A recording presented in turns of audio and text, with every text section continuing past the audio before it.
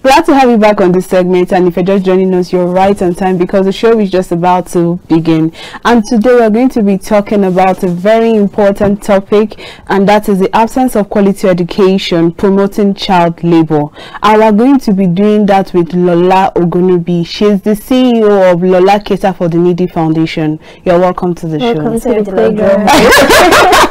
It's nice to see you again. You're welcome. I want to ask you how you are, but I already know the answer.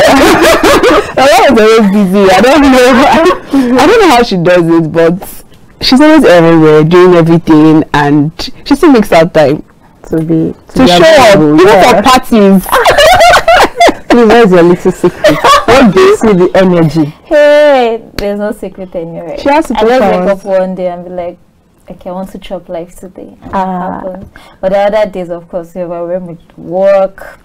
I was seeing a friend today, even though he came in from Lagos, and I really didn't give the required attention because, hey, there's so much to be done. School is open, you know. Exactly. We have a free school, I think you know. Yeah, I know about and that. it's open like on Monday, so we're trying to put in so many things in place. There's an event coming up in Ogun State. There's an event we do every September. We do state by state. So this year zone is in Ogun State. So imagine controlling what is happening in Ogun State. Exactly, I can imagine. It's not easy. A multitasking skill. For that, I'm telling you, it's good to have you here. You're welcome. Thank you. So I think we brought you for the right topic. We're talking about how lack of education affects or promotes child labor, and I would like us to delve into it immediately because there's no time to waste. So I would like you to let us know what that aspect of child labor is. Okay, so these are like two different things, right? So talking of lack of education and child labor. I'm going to even cite a very funny story. So we started off the free school in January, February. And so yeah, we had to run the school through till like, let's say July, when all schools were going up with June. And within that space of 2 months or 4 months, we've had to deal with 2 issues. And one is a mother or a girl saying a bride price has been paid. She's just 13. And so she's, you know, normal. She won't be joining the rest of the students in school because she's going to be married off. And when the programs manager called me and told me, I was like,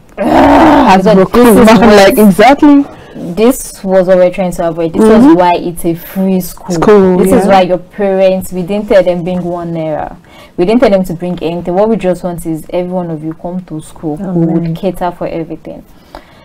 And the other person went home for maybe one of the Salah breaks, and the mom said, what are you doing in Abuja? You should be making money. She's just 11 years old.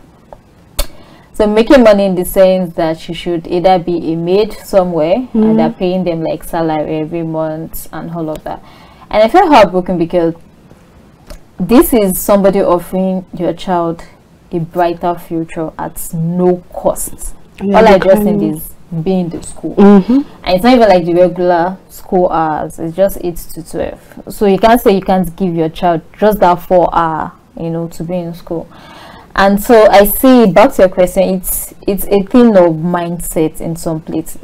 Yeah, I know for some families it's lack of economic benefit, right? So we don't have the money to send our children to school, so we'll rather give them a trade to go or can bring money back home, right?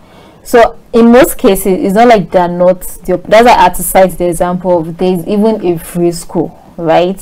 So all you need to do is come to the school. But now we have some parent that feels it is better, just like I said the second example. She said she should be working She's just to make money.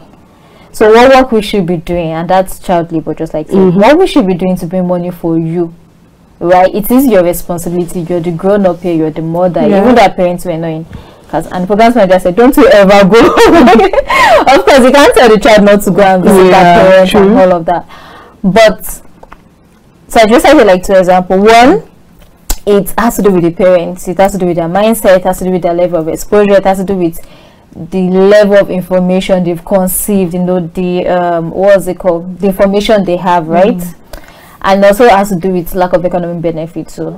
So why should I send my child to school even if it's just 2 hours? That 2 hours she might probably make 1,000 naira, and that 1,000 naira will probably feed almost everybody in the family. I'm just citing examples. Yeah, true. So parents will also look at it like, rather than me sending you to school, go make something so that we could eat at least for the day.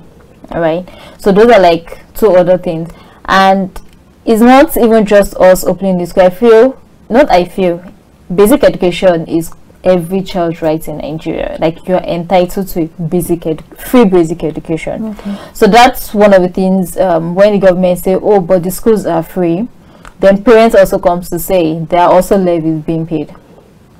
So they're charging PTA maybe 2,500, 3,000, 5,000, and you will be surprised that money some parents can't afford it. Yeah. Sure. So when I hear stuff like, oh, the government is about to start arresting parents for not sending their children to school, especially primary school, because it is free, I like, oh, have you also gone to the grassroots and checked the bottlenecks? Like, have you gone to the schools? Have you my uncle was told me to go to an LEA, because we usually see some kids in his estate running around, like security guards kids running around and all of that. I was like, I should go and ask.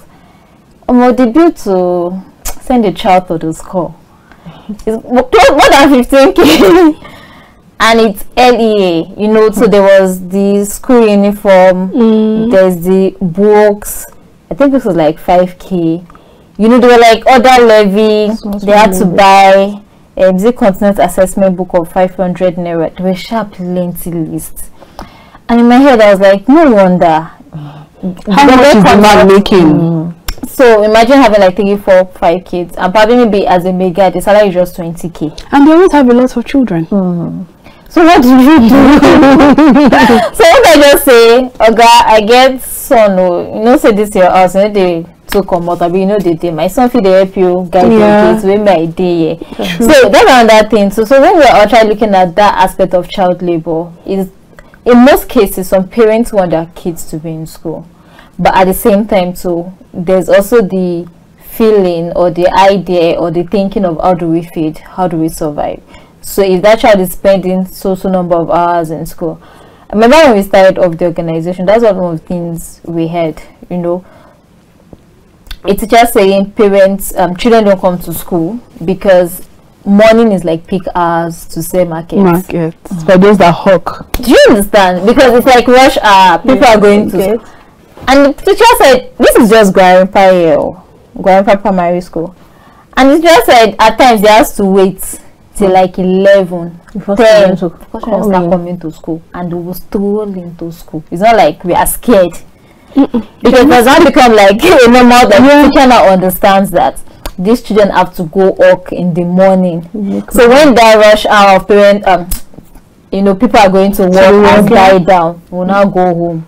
If we can change clothes, baits and look good to school, we will. But if not, to just wear something, at least it's like how many hours again left. That's for people that even decide to still show up to school, then come back, you know, back to the street again, because of course people that went to work in the morning was close back. And also, so to me that's like the two major things: lack of economic benefits and lack of information from the parents too. In a situation whereby a child of that let's say 7 to 15 go to learn a skill, is that also classified as a child labor? Yes, it maybe after school, maybe after because I saw a guy, a very small boy yesterday in a tailoring shop where I went to drop my material. I was like, are you not meant to be in school? He said he's done from school, he closed around 12, and he came back that the parents said she should learn a skill. Is that also classified as child labor? Okay, so with a Nigerian standard and child rights law, it is. But like I said, I feel it's the motive behind it that matters. I'm not coming from the Nigerian law, so people will not quote me. But it is the motive behind it that matters. Why am I engaging my child to learn at a very early age? What for? Is it because I want him or her to be better when he or she grows up, or you know, among your peers? I usually tell people something. Then I used to feel my mom is wicked. Oh Jesus! Like there's no classes, you know. She was always like, go and learn, go. in my head, I'm like, and most of the classes, I'm always the youngest. I'm also running the course currently, and the lecturer will be like, "You know, you're the youngest in this class." I'm get past this, you know, statement of you're the youngest in this class. And then I usually feel bad because I thought my mom was being wicked or she just wants to send me home. But now it pays off because when people be like, "Oh, so you can do this," I'll be like, "Yeah." "Oh, so you can do this," I'll be like, "Yeah." Like, is there something you really cannot do? Like, even me, I don't know. Like, it started off at those, you know, at the very early stage. So like I said, the motive matters.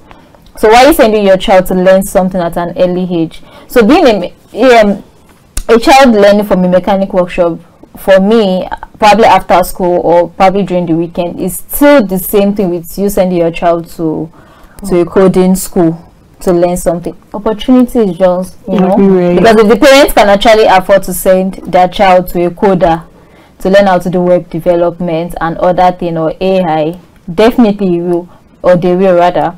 But probably they could just afford go learn mechanic. It is what they can afford. But like I said, it is motive that matters. I remember, I think last month I had to, I don't say I fought on Twitter. If there's any other word for it, I actually did. And what happened? Somebody tweeted about a 13-year-old, I guess, boy who did her nails, like a nail technician.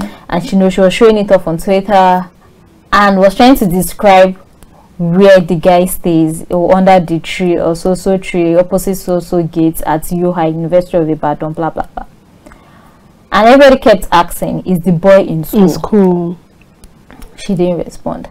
Then I also came back, I'm like, "Oh, that's nice, but I would also like to ask, is the boy in school?" Now everybody came for me. You know, everybody was like, school na scam, school is this, everybody's not meant to be in school, everybody's not meant to be this, blah blah blah. And the girl tonight came under the tweet, so she was like, "Don't mind them, that's what they'll be doing. Do you want to sponsor the boy if you get him?" I was like, I said, check my profile, like my Twitter profile, then just Google my name also. And I wouldn't say more than that. Then of course people, I'm sure some people went to that and they came back and apologized. "Oh, so sorry, we didn't know you're doing like so much when it has to do with children education." And I think somebody even had to come and be like, that they saw somewhere that we've imparted over 30,000 children in 25 states in Nigeria and blah blah blah. So I'm just wondering, like, oh, thank you. Then somebody that came in, she has imparted over 30,000 children. So just one child that you think she cannot, you know, when it has to do with the child's education and impact. And that's not even all. Then somebody was saying, the guy that said school na scam. And I went to that tweet and I said something. I said, "You all lie too much. You keep saying school is a scam, but you've never for once tell people the opportunities you missed because you weren't in school." Let's be realistic. Even me, that's I didn't do my master's early because I was, you know, doing other things. But now I see some opportunities. I usually feel bad, like if I had known, I would have just quickly done it when I had the opportunity. So now I'm using, even though they said I'm the youngest in the class, old age, because as far as I'm concerned, it's like old age to go and get it. Of course, I was doing other things and acquiring other education and certification. But I just felt that if I had gotten it earlier, of course, I know what I would have done. And that was the same thing I was telling those guys too. There's so many opportunities you guys would have missed because you don't have a particular certification. But you all don't come here and say it. All you hear is if there's anything that has to do with negativity and education, you just start school na scam, school na scam, school na scam. But you all don't come back and say, I missed this opportunity because I didn't have the certification, or because I don't have a BSc degree, or because I didn't even finish secondary school or something. So let's stop this school na scam and all of that. I know sometimes it's always the crowd mentality, because some people saying that school na scam, they are benefited from their certificates, but there's the crowd mentality and the way they perceive other people. They will just come out, and there are some people are scared to have their own opinion. Will they come for me? What if I say it? Will they believe it's true? Okay, now let's look at the way this affects these children. For example, we are having children that have to undergo labor at a very young age. They have to go out to hawk, sometimes early in the morning, sometimes even me, I can't leave my house that early. There are sometimes I cannot leave my house. When I'm out as late as 9, 10, I'm even bothered. But at that point in time, you're still seeing some children outside hawking pure water. I'm like, is this spirit that runs pure water by this time of the night? So let's look at how this affects both the female children and then even the male children. There's something I usually say about Nigeria, right? Is we make the policies. Hey Jesus. I was privileged to host Beyond in Nigeria Center Space yesterday. with Oxfam, and we had I think my guest was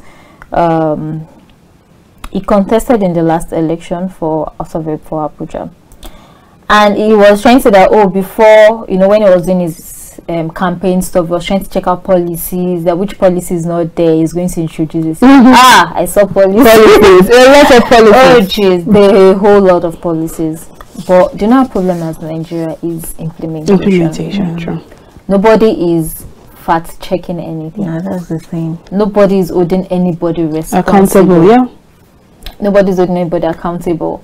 So it feels like the policies are there, are put in place, but I don't say they're put there for putting their sake. So it does not look like Nigeria does not have this policy, or it is not written down somewhere that the House passed this into law, right? Because if it were to be probably a sane country, by now, those are not even, according to the child right law, according to every law that has to guide children in Nigeria, right? Those children are not even meant to be on the streets by that time of the night. True. Another thing is parents also. I don't say some parents are greedy, because I don't know why your child will still be on the streets by that time of the night, especially for a girl. Are you thinking of, you know, she could be raped? Her safety, yeah. Anything could happen, right? And even for the guys, they could be enticed, because it felt like, oh, this guy is always here at this odd hour, so I can easily send you to go and buy drugs for me. Of course, we know that drug pushing and true. So I can easily influence you into doing something bad. I can even influence even the boy to be a pickpocketer, because it's late, everybody's probably trying to rush back home and all of that, and now you're introducing the boy to something different, right? And even the girls, you know, the parents' motive were like, oh, I want my child to go out there and sell and make money, but there's no time, there's no conflict. As far as you come back home, and the OP altar will give to you, you sell everything. You don't want to care what you went through. Unlike now that we have modern parents that will ask, oh, how did school go today? I don't think those parents have that same conversation with their children. Or how did Hawking go today? Was there any trouble? That is even for parents that might be close to their children, which I doubt any of such happens. So before you know it, the children are drifting away. So the once lovely, energetic, the girl that comes on and sells would have said, oh, I sold pure water of 1,000 naira today. It's probably coming up to say, maybe, or you're saying something more expensive with the girl, and you're not asking questions because you feel it's your lucky day. Or the boy is coming home and looking different and all of that, and you know, there were still no questions, because at the end of the day, as far as there's money to eat in the house.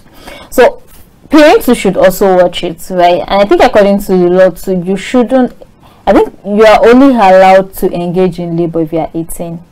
Oh, okay. So anything child labor, house girls, and that's why you notice like the trend online on social media when they said when, you know, little children were being maltreated and all of that. You said that people really weigh in, because yes, the law says you shouldn't even engage a housekeeper if the housekeeper is not above 18. So now you shouldn't have a 12-year-old, 9-year-old as house girl, because you just gave birth to a child somewhere and you need one small girl. They're everywhere. And you just I remember my sister was meant to give me when she got when she had the child too, and they gave her one small girl. She was like, that she cannot be nursing 2 children. I laughed because why giving me a small girl and I just had a baby?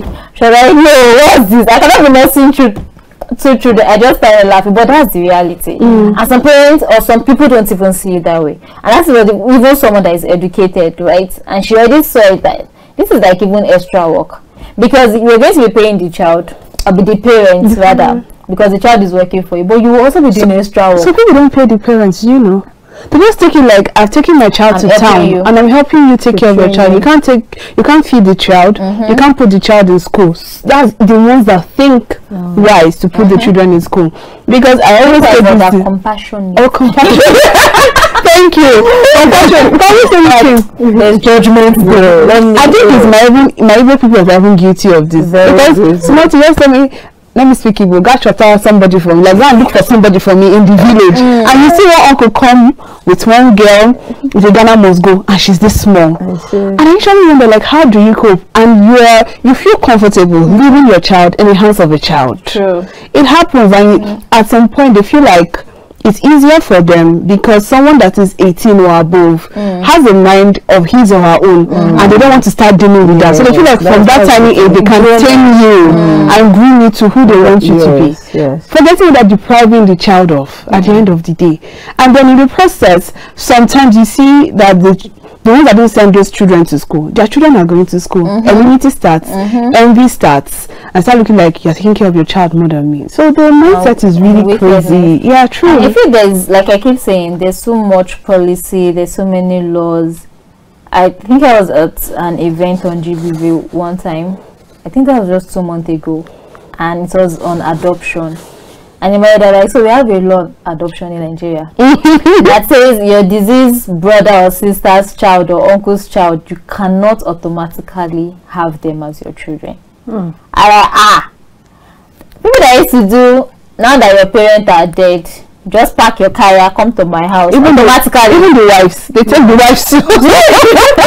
Automatically, you're like, no, you have to go through the child service, register it that the parents are there, so now you're taking custody of the children. Like, hey, we don't have it though. No, we have it, but we don't know about it. Do you understand? So there's so many like child rights law, and that's why people can always breach it because they don't know. Yeah. So I can always send, just like this, I can always send for a child in the village come and work as maid in town, and they'll bring me a 12-year-old, a 8-year-old child, and I will gladly accept in my mind, thinking I've even done something right, and not knowing that according to the law, if you are found, you're guilty, and you could go to jail for it and pay fine for it. But imagine if, and that's another thing we keep saying about the national orientation agencies. Let's leave them. Don't leave them. Call them out. Anyway, call them out. Because they're the ones going to be letting us know. Yeah. Actually. Do you understand? And if you don't tell us, how do we know? No, exactly. How do we know? Actually. Even if it's an telecom, Jesus, NCC, I bet there's a code. Those are not going to billions they use in sending Nigerians SMS. Why are you sending SMS on what? The SMS you get is they want to do parade, they want to fly in the air. Avoid so and so area, maybe usually secretariats. Do you understand? I think there's nothing with the NOA. And funny enough, and I've been in conferences, events with NOA, and they'll tell you, oh, they are underfunded, and they're looking for people like us to come and be opening their career. Oh, voila. But at the same time, I usually say something, for any organization to strive, you need a visionary leader. If NOA feels they are underfunded and you actually want to work, the DG could actually sort for other means. If you're truly underfunded, there's nothing wrong in them working with NCC to say, oh, there's actually a law or this and that. Can you use your platform, your agency, to send SMS to Nigerians? Because I feel government agencies are there to work together. So why is the MT there to say, I know of course they're meant to be independent, but I feel that other times you have to lean on one another. So you can't always come out boldly and be telling us you're underfunded. Are you guys making efforts? And if somebody even asks one time, you'll be shouting underfunded, but you're getting salary. It is well. No, let's talk about the effect of quality education on child's labor in regards to these government institutions, like these government schools. I want you to go through that area because most of these teachers in government schools, they have their own issues. So let's know the effect. So government schools, I remember when I was in school, but I don't think I had that issue. I'm trying to recall what boarding school was like for me. But we know, or we used to hear stories of how even government school teachers make children go through child labor. So your punishments The punishment, you go and fetch water. Yeah, for a teacher. Oh, thank you. You don't dig your height, then. Oh my God! You see what they dig your height and dig your height. How do you? If you commit offense, you just dig your height, and the hole will just be there. That's your punishment. I can't read it. I went to a boarding school though. So they tell you to use spoon to be carrying water. Punishment is plenty, but we bless God, we pass through that phase. We are alive, we're here to share the testimony. So yeah, for public schools too, it's almost the same thing. So you see teachers as a form of punishment. Some even tell them to, you even be surprised, like the farm you spoke about. I was in a government school in this Ajaero, yes, I think in the Kuguma area also. And the teachers were talking about their farm. Like in the school compound, in the government school compound, at the back, behind, all of them have portion of land. Not like a Greek teacher land for students. In short, it can never be a Greek teacher's land because it is the government's land. But these are like teachers, like classroom teachers, having their own portion of land. And just like you said, children are always coming. And it's not like at the end, of course, we don't even expect them to pay. But this is also still child labor working in public schools too. And it's also sad because most of the time when policies and all are made, you're always expecting it to come from even the government people. Like it should be like a role model because it is the government that is making the policy. So everything should go through government. But you will be surprised that even the ones that default the most, right? And most of them most of them don't get caught or get, in short, it feels like, and that's the thing with government agencies, it feels like nobody's going to do anything, right? Nobody's going to hold me accountable. Nobody's going to, is there a student that is going to go and report the teacher? And in secondary school, in public school, they'll tell you that before you get to the principal's office, somebody has gone to report you. So when I even get there to even talk, people is beating you. Because they already tell the principal what should suit them. So even before you get to the principal to report, and that's another thing that tempts children, because why would I want to go and report when I know this thing is wrong? It's an injustice. But instead of me getting justice, I'm going to be punished for it. I'm going to be beaten for it. So wouldn't I just rather, if my teacher comes and tell me go and farm for me or go to the farm or something, I'd rather just go and do, because I don't want trouble and I don't want to be in trouble. But you, just like you said, it's mostly in government schools. You hardly see that in its private. No, never. It doesn't I'm paying 300k for you say 300k. My cousin's daughter yesterday, she posted the first one that is compulsory 600 and something thousand. Then the extra curriculum activity, that is if you want your child to be involved, it is 300 and something, altogether 924,000. Can you imagine? For one term. One that my friend put on the WhatsApp status that his child's school fees is looking like house rent. Like it's happening seriously. Well, like I said, I cannot relate to. I went to a private boarding school though, so I can't really relate to this thing. But I noticed that the cost of education now is really high, and we'll talk about that when we come back from the short break. Okay, viewers, we'll begin on the short break, and when we return, Engendered continues. We will be right back. Welcome back to the program. If you've just joined us, this is Engendered, and it's coming to you live from Abuja studios here on Kaftan television. If you are just joining us, this is the second segment. We've started since 5 p.m. and we've been discussing the absence of quality education promoting child labor with our guests here in the studios.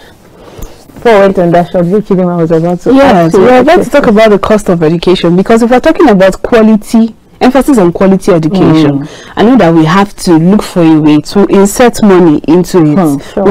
You have to pay, and looking at it these days, it seems like a competition, because now this is the week where school is resuming, and every parent wants their children or their child to be in a good school. Oh, what school are you going to? I'm going to this school, I'm going to that school. Oh, how do they treat it? You just mentioned the fact that in government school, this punishment you guys went through, I did not go through it. I went to a private school. So parents look at it like, I want my child to have the best, I want my children to have the best. Now, how do we get this quality of education if the cost of education is this expensive, and then our source of income is not increasing? Okay, Okay, so I know of recent we've been hearing things like government schools cannot compete with private schools. Okay. And I can also say to some extent, yes, just like the event I said we're going to have in September, this is the 4th year, or this is the 5th edition, I guess. But for every of it, it's usually a competition between private schools and government schools. And I don't think in our first, second, or third, most times it has always come from the government school. Okay. Most of the time, it's either they're taken first and the private school is taken second, or something. I don't think we've had a time where we had a private school take the first position. So that's to tell you that to some extent, government schools are trying. They're trying their best. But just like you said, there are also some things not put in place, and there are also statistics that shows that even some private schools are not actually giving the best. So you get to pay so much money, and the teachers are underpaid. So how do I want to pay? How do I want to give my best when I know I'm underpaid? Underpaid, true. How do I? And most of them do. Principals act like they're doing you a favor for employing you. So how will I teach children in a toxic environment? I was opportunity to lead a section for Cameroon teachers one time by a friend, and one of the teachers that was facilitating section asked, he said, so what do you do? I think I was talking about mental health and how you relate to children, classroom environment. It's not easy. He said that there are times you want to do some certain things, but the principal will just frustrate him, and most of the times they carry it out on the children. Blah blah. I'm like, you're human, you're allowed to. But please, next time just go home, because imagine that effect on the children. So definitely, one of the students offends you can even kill the child from beating. But like I said, it may not happen in a government school because all of us are employed by the government. The only thing the principal can probably do is to write a petition against or query against you, right? And there must be substantial evidence to show that the teacher actually misbehaved before you be dismissed from service. But you don't say that in private schools. It is more like I employed you, so I have every right to either talk to you anyhow. I don't care about your mental well-being. I don't even care if if you're feeling good or you're underpaid. There's nobody you're going to it. But unlike government teachers, of course, the particular pay you're going to be paid. It's either you accept the job or you leave. But in most cases, so coming back to the children, you can't. Cost of education is no doubt. But I want to even say that private school owners, these people too should be having fear of God. No, let's be realistic, because if you see something that comes out from private school, you won't believe they actually went to private school. Whereas you see kids from government schools, and okay, at least to some extent, these people are getting the quality education. There was a tweet about that on Twitter one time. The person just said, you see today, I want to break private school table. And to be sincere, judging from the stories of experiences of teachers, I can say I almost dropped from my country. So your story is like, is a teacher in a private school, and if one of the students' parents is on the school board, you can't fail that child, even if the child is a dullard. The child cannot repeat class, even if the child deserves to repeat class. Do you understand? If the parents are the one that are by school boss, they're good contributors to the school. Repeat such a child. Do you understand? So in that case, you just have to keep passing the child like that till the child leaves. Then you not come back and say, and your parent is paying 1 million on your school, and you cannot construct a good, sentence, and you're wondering what happened. Trust me, go back and. In short, it said once I just resumed school as a teacher, was giving at the end of the term, that this one had, it was giving the score mark, and when it got to the principal, I felt like, what's this? It said, so that's the score from the assessment test, from the exam, from classroom attendance, blah blah blah. Are you sure? It said, yeah, that's the score. Go and add 2020 maximum and come back. Wow. I even have a problem with the government school teachers. The problem whereby they don't concentrate on someone who does not know.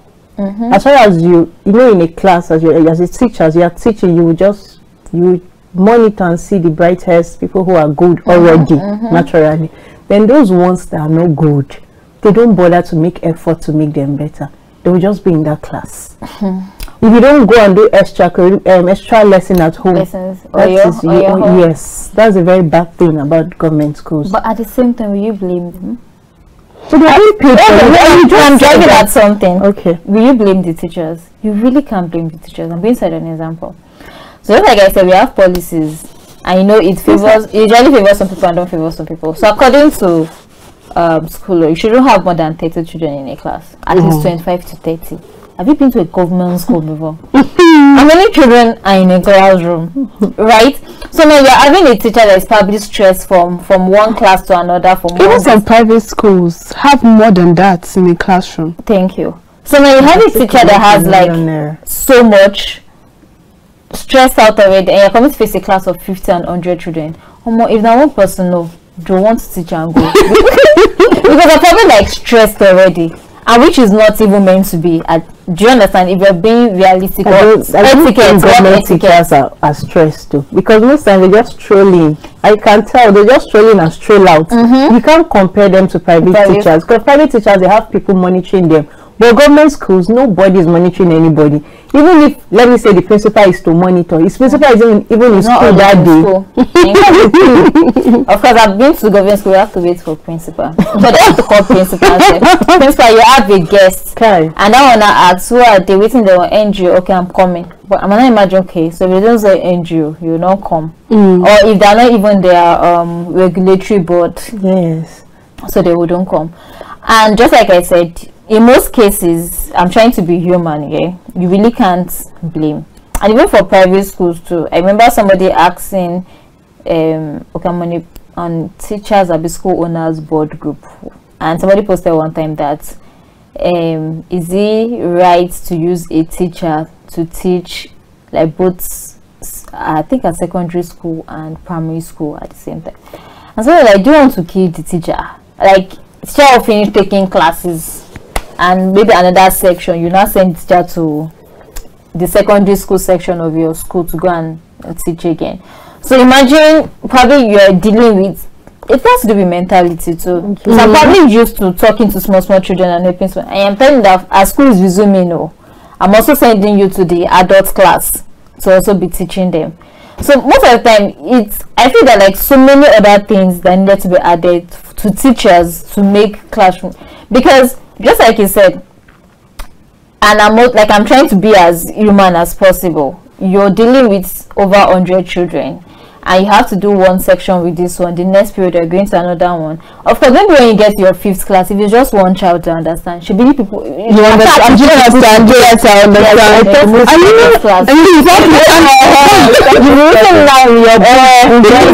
I get to class. Yes, and that's why teaching has to do with passion. You know, I've come in contact with some teachers that when at the point of employment, they tell the principal, the owner of the school, say, "Ma, I can't handle more than this particular number of children." And some of the school owners feel like they are lazy. It's not because I need to pay attention to these children. It will be nice that I come every day, teach these children, and at the end of the day, they don't understand anything. You get? So it also has to do with passion. But in our country and where we are, I feel like teaching is an option for when you're searching for a job. Yes, so you get. I'm not saying any. And what are you doing now? For now, I'm just teaching. And I think since the pandemic period, a lot of teachers change their job when they realize that period they didn't make money, they didn't go to school. So many of them switch, because I know someone personally that complains that she has issues getting good teachers nowadays compared to before. Since pandemic, they became scared that let's look for something else to do. So right now, people that come around tell you things like, I'm just teaching for now, pending when so it's just like something for them to while away time. For the meantime. And they don't see any value in it, no passion. Just let me come to the class and just teach, so you can pay me my salary. So when you see a good teacher, I think you should be able to keep one. And don't you think the educational system of Nigeria should change? Because I remember a guest that came here one time that I was saying that the classroom should be a place where your students will want to go. Like my cousin's daughter Kosi, Because we'll be yearning to want to go to school. No, they don't just do reading. They have Mondays is for something. Tuesdays they have something to be done. You don't just give them all through. I think every day algebra, maths, XYZ. These upcoming private schools are doing wonderfully well, despite I know it's really cost, but that's why they're paying a lot. Think about it sincerely, but it's not easy. If you want to even run a private school, you want to make sure that everything is available for the children in the school. True. It costs money. The economy is not smiling. Everything has increased. Teachers are crying for increment of salary. The standard of living has changed. So you have to, it's money. It's really money. Like the cost is outrageous. That's why I think one thing that people should do is, like they say, cut your coat according to your material, not even your size. You can have 1 year that you're a size 12. My dear, so come so without your worry. Because these days, sometimes some women see it as a thing of competition. My child is going to ABC school, so definitely, I'm sorry, Pamela's child is going to ABC school, so my child must go to ABC school. We can afford it. For class. So if my child is going to a school of, when we are doing PTA meetings. Yeah, so we go for connections. So you have to see your children's life and future to be. Seriously, I had someone that told his children that I'm sending you this to this school, not because I can't take it to another school, but I want you to establish connections in this. But actually, nice. It's nice if you can afford it. I went out with a friend one time. We just finished a professional exam, and we were just going to eat. When we sat down at the restaurant, it was said to somebody just was passing. In short, it was going into his car with his friend, and he just cited like, let's start talking. I was sitting down there. Hey God, I give my children the best. Sat down there, and they were talking about the secondary school in Nigeria, how they all schooled abroad. They were mentioning countries, like say we are mentioning states. And I was like, God, my children must have the best. But you understand? So it's, I feel, just like I said, it's a function of that relationship they had at an early age, and the child happens to be the child of the current governors at that time. Do you understand? So imagine you saying, oh, okay, this person is now the governor. Oh, I and the child went to the same school when we were much younger and all of that. So I feel for some parents it's a thing of class, but just sustain it to the end. Now you start with one and you have to put the child back to another school. So I'm going to come back to what you were saying the other time about getting qualified teachers and all. Funny enough, in the education standard too, you must have at least a teaching degree. I think they call it NCE, NCE, right? You must have that. But you'll be surprised that, of course, you don't, just like you said, it's a passing time job. Yeah. So I don't really have to have that certificate to teach now, because I definitely need a job. And there's plenty of schools. They said it's school and restaurants, and I don't want to mention the topic. It's making money in Abuja now, like artists you see, everywhere you go to, schools, restaurants, and all of that. Of course, so with the advent of more schools, of course, we need more teachers. Definitely. So now nobody's following the protocol that says yes, and that's another thing we keep fighting when we go for. Now they'll tell you things like government schools over reports, while private schools under reports. So for example, I want to say, oh, as a private school, we only have 6 teachers in our school because it's basic 1 to 6, for example. Whereas we might probably have more. And the reason why we present that 6 to you is because it's those 6 that has at least NCE. Do you understand? So I don't want to go over the fact that what's it called? I don't want to be I don't want to be penalized that. So whether on that reports what I have in my school to the government, and people now see. In fact, some even go as far as we only have 50 children in the school, as you can see, but whereas there are more. Is there a government body that is checkmating private schools? Yeah. You bet. Basic Education Commission. I don't think they are doing their job very well. I have a friend that works there. We used to fight every time. Be like, the bank gives out free book. I said, I didn't come to government. It's 5,000. They'll tell you, I think they said maths and English was 2,000. And it's on my phone, but I don't want to read it like 2,000 naira for the book you said. And funny enough, it is on most of those books do not sell. I mean, not for sale. Not for sale, yeah. It is boldly stamped. When I went like to you beg written on it for those things, not to talk of now. And you beg where it was like on the book. Yeah. Still, it's not for sale. Yes. But you still found that these people sells it. And in their own what's it called, justification or judging, they'll tell you that and those extra money is what we're using to maintain the school. They're saying if we don't sell it, how do we make money? Maintain real school. One principal wants to mean that, my dear, even money for truck we don't have, we don't get. So how do we now run the school? Of course, I understand that part. Like I said, there's so many things to be checked when it has to do with definitely so many things. So now you're saying, oh, we're paying this salary, but is there? I feel UBEC is or the Federal Ministry of Education, I meant to also checkmate. Oh, so most of the time they commission schools and it ends there. That's all, yeah. So what happens to how did the children get, taught in school? Are they like basic things like control? Yeah. Do you understand? Is there chalk? Is there marker for boards and all of that? Nobody cares. So now the private public school will tell you that PTA money, that book money we are collecting. Yeah, that's what you want. No, in short, they'll boldly tell that they know it is wrong for them to collect. But at the same time, they need to run this kind of thing. So you have to. And when they're not reading it, they say we commissioned this school like this, we did this like that, but nobody's checking it to know what is going on in the school. Thank you so much, Lola, for this session with you. We have learned a lot, discussed a lot, and kudos with your multitasking. Because I'll meet you behind the camera. No, I think you need the vice job for that. Not something that she will not tell you. Seriously. Alright, thank you so much. Well, I'm interesting session with you. Okay, viewers, that's all we can take on today's episode of Engendered. Do well to join us next time for an interesting episode. I remain Chidinma Ufomadu. I am Pamela Ajaero. Bye for now. Bye.